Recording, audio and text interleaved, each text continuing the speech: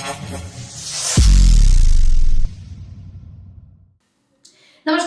के साथ आप देख रहे हैं न्यूज़। बढ़ते हैं आज की खास खबर की ओर। प्रधानमंत्री नरेंद्र मोदी ने 620 करोड़ रुपए की लागत से बनी ठाणे और दीवा को जोड़ने वाली 2 अतिरिक्त रेल लाइन को राष्ट्र को समर्पित किया। इससे मुंबई में उपनगरीय रेलगाड़ियों की यातायात में आने वाली बाधाएं दूर हो सकेंगी। प्रधानमंत्री नरेंद्र मोदी ने वीडियो कॉन्फ्रेंसिंग के जरिए ठाणे और दीवा को जोड़ने वाली 2 अतिरिक्त रेल लाइन को राष्ट्र को समर्पित किया। उन्होंने मुंबई उपनगरीय रेलवे की 2 उपनगरीय ट्रेनों को भी हरी झंडी दिखाकर रवाना किया। पीएम मोदी ने उम्मीद जताई कि यह नई रेल लाइन मुंबई वासियों के जीवन में एक बड़ा बदलाव लाएगी और ईज ऑफ लिविंग के लिहाज से बेहतर होगी। ठाणे दीवा रेल लाइन को राष्ट्र को समर्पित करने के बाद पीएम मोदी ने अपने संबोधन की शुरुआत शिवाजी महाराज को याद करते हुए की। उन्होंने कहा, छत्रपति शिवाजी महाराज की जयंती है। सबसे पहले मैं भारत की गौरव, भारत की पहचान और संस्कृति के रक्षक, देश के महान महानायक के चरणों में प्रणाम करता हूँ। उन्होंने कहा कि ये नई रेल लाइन मुंबई की कभी न थमने वाली जिंदगी को और अधिक रफ्तार देगी। बांधवांनो, बहिणींनो आणि मातांनो,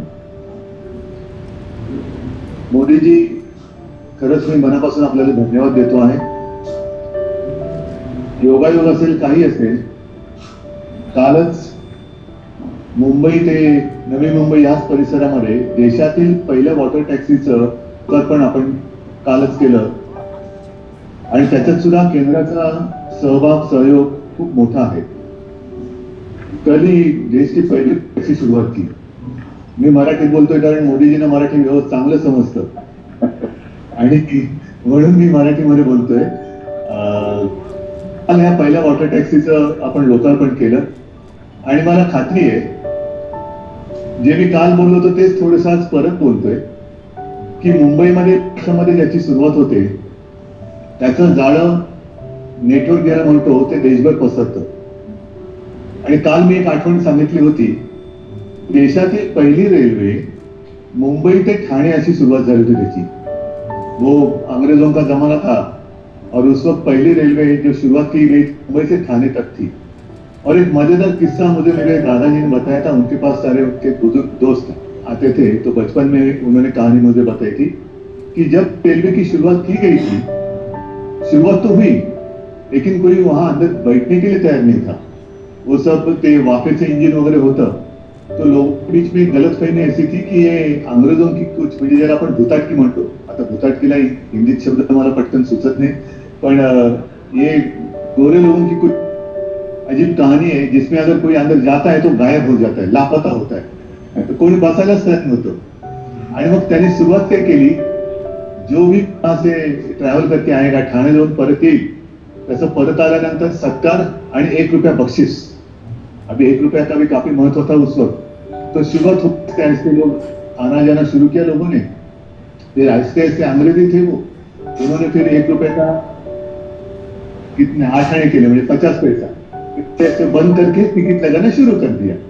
तो वहां से लेके आज तक रेलवे का ये सारा प्रवास अपने आंखों के सामने है। याच्यामध्ये मला समजते की जसं पूर्वी सुद्धा ज्या आपल्या खासदारांचा उल्लेख झाला त्याच्यात आज सुद्धा आजचा जो खासदार श्रीकांत शिंदे, मोदी जी आपको पता है नौजवान है लेकिन काम कर रहा है, कस के काम कर रहा है और उसको एक बार कुछ जिम्मेदारी दे दूं तो पूरी करता है। त्याने विशेष म्हणजे अंबर मंदिर है, पुरातन मंदिर है।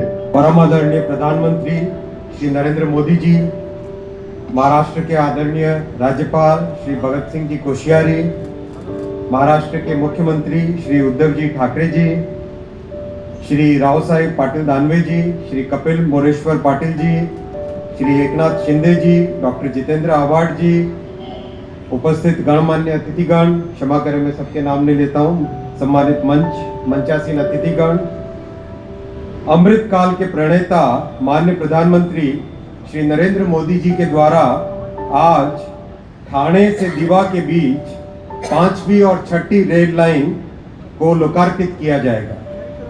प्रधानमंत्री जी, आपके कर कमलों से इस रेलवे लाइन के चालू होने से इस सेक्शन पर रोजाना 1 लाख से अधिक यात्रियों को सुविधा मिलेगी, यानी वर्ष में देखें तो 3.5 करोड़ यात्रियों को एक बहुत अच्छी सुविधा मिलेगी। परम आदरणीय प्रधानमंत्री जी, इस अमृत काल में आपकी तपस्या से देश निरंतर प्रगति की ओर अग्रसर है। यही अमृत प्रयास आपके द्वारा बनाए गए इस वर्ष के बजट में भी सबको दिखा।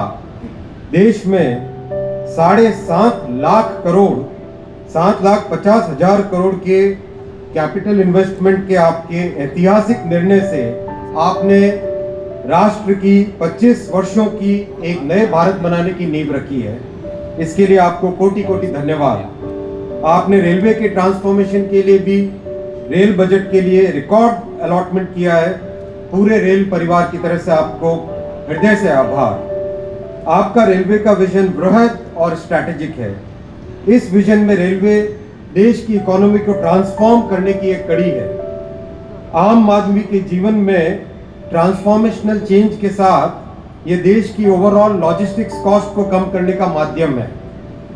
आपके नए भारत की परिकल्पना के साथ आज नए स्टेशन बन रहे हैं। इन स्टेशंस को लोकल इकोनॉमी के साथ एक सिटी के सेंटर के साथ जोड़ने का आपका विजन, इससे रेलवे स्टेशन शहर की इकोनॉमिक लाइफलाइन बन रहा है।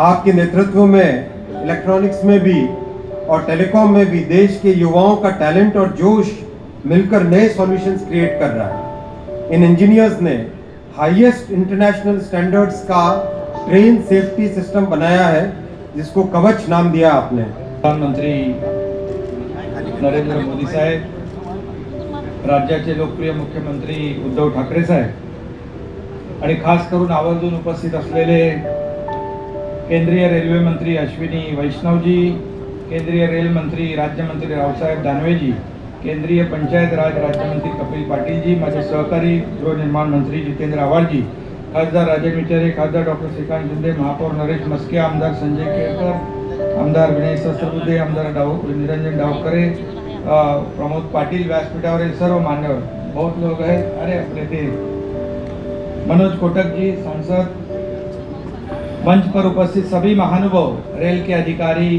सभी अधिकारीगण, लोक प्रतिनिधि और सभी महानुभाव। आज सबसे पहले मैं रेल मंत्री अश्विनी वैष्णव जी और राव साहेब दानवे जी का तहे दिल से स्वागत करता हूँ।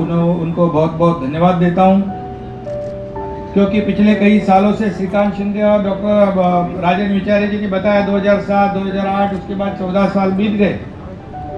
ये 5 और 6 जो मार्गिका है, इसके वजह से मैंने जानकारी ली, श्रीकांत से मैंने बात की तो बोले 50-60 ये जो रेल की फेरी है वो बढ़ जाएगी, लोगों को बहुत ही राहत मिलेगी। और इतनी भारी भीड़ रहती है, थाने स्टेशन आप देखेंगे, थाने हो, कलवा हो, कल्याण डोंबिवली हो, अंबरनाथ, बदलापुर, यहाँ मुंबई की तरफ तो आगे भीड़ होती है।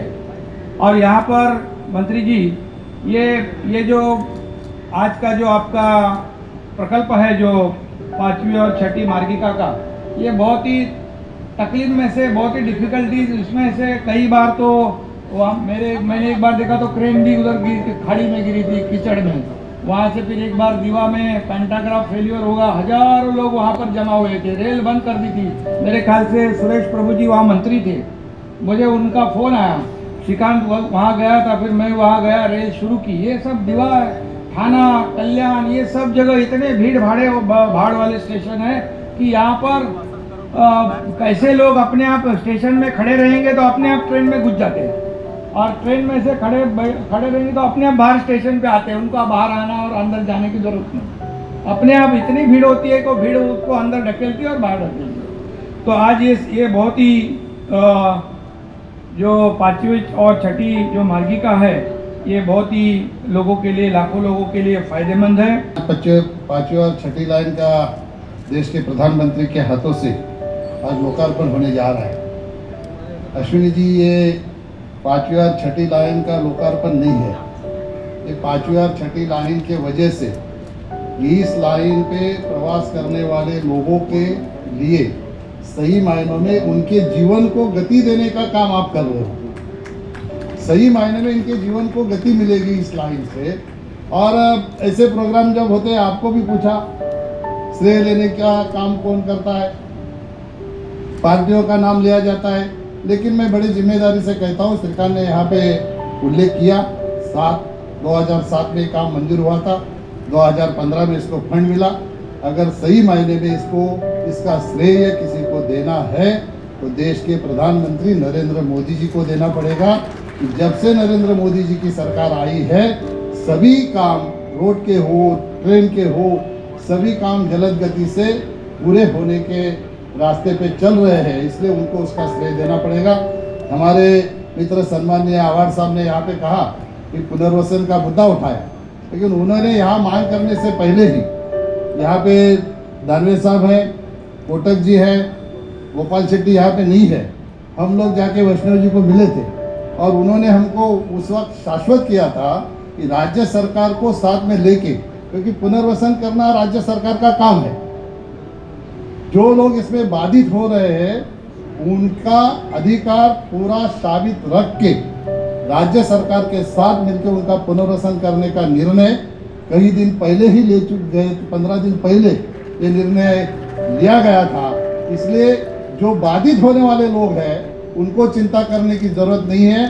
देश के प्रधानमंत्री अंत्योदय का ही काम करते हैं, अंतिम आदमी तक विकास पहुंचाने का और सारी सुविधा पहुंचाने का काम देश के प्रधानमंत्री हमेशा करते हैं, आगे भी करते रहेंगे। मैं इस स्टेशन के बारे में मेरे दोनों सांसद जी ने मुद्दा उठाया, तो आपको मैं विनती करता हूं कि सभी स्टेशनों का पुनर्निर्माण आप करें। धन्यवाद। जय हिंद, जय महाराष्ट्र। तो ये थी हमारी खास खबर। इसी तरह की खबरों में बने रहने के लिए देखते रहिए HM न्यूज़।